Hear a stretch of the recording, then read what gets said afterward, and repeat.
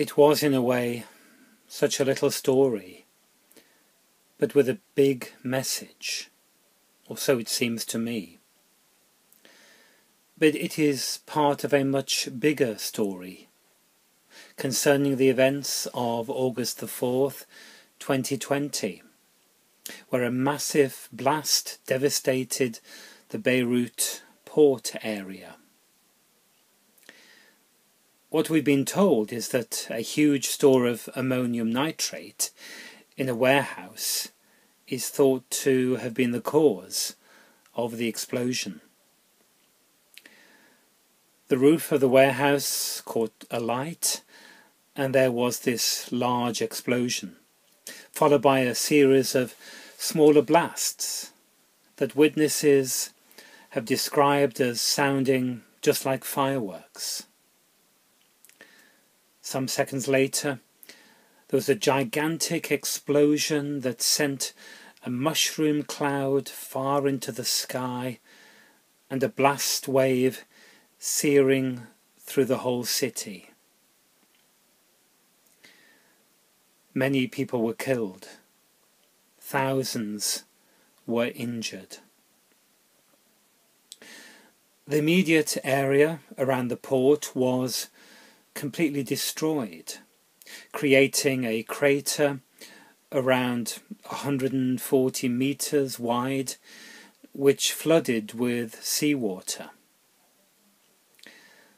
The explosion's shockwave blew out windows at the passenger terminal of Beirut International Airport, about 5 miles away from the port.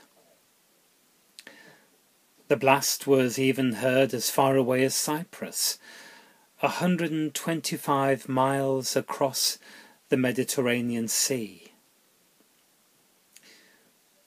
Hospitals have been overwhelmed, and it has become a huge international story that is so much more than statistics, because behind the numbers, real lives have been devastated. Hundreds of thousands left homeless, and a city in pieces. And yet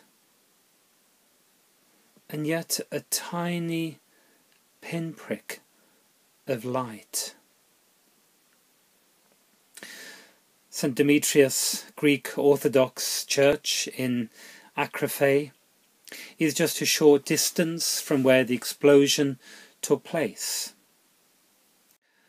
One of the priests there, Father Yul Nassif, hurried to the church to check for any damage, and he found that much of the church had been destroyed.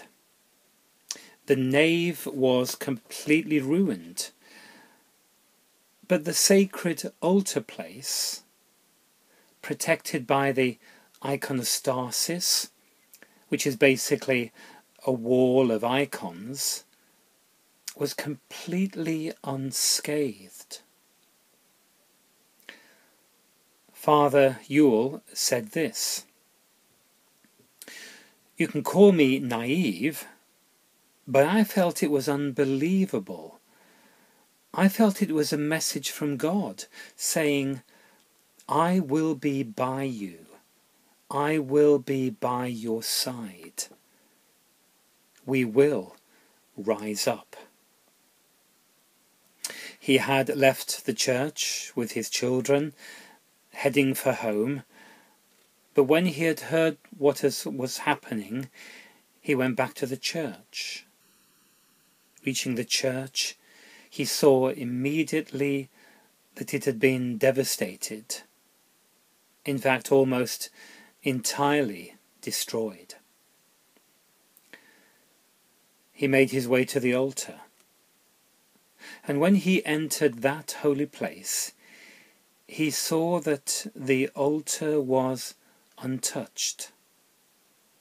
Nothing had been affected. The glass didn't break. Nothing was broken. and including an oil lamp that had remained lit throughout the blast. The oil lamp didn't move. It was not extinguished. And the priest said these words: "In times of crisis, we look for signs. We search for a light in the darkness. We need your prayers. Please pray for us." A single oil lamp, a flickering flame that remained lit and remains lit to this day. A flame of hope in a place of despair. A sign of light in the darkness. A flame of hope and a sign of light in our places of despair and darkness. The light of Christ can never be put out.